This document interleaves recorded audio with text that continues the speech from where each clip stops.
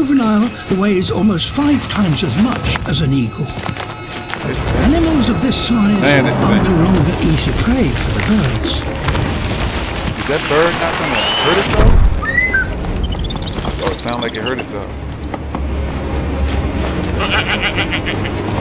How's the daggone bird still alive? It's an extremely risky move.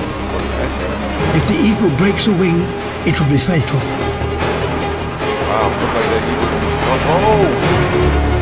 That eagle was able to carry that whole. What? That is. Oh!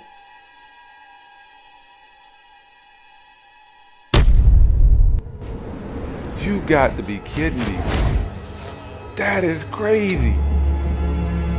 A kill this size will feed a pair for days. Wow. This is when they must build up the fat reserves that they will need to sustain themselves. Wow. Through the lean months that lie ahead. And I think that was the baby. They went after a full-grown one. They can carry a full. That is crazy.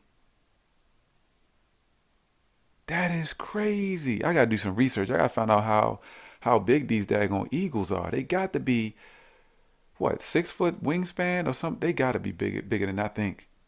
To carry a heavy. Wow, that is crazy.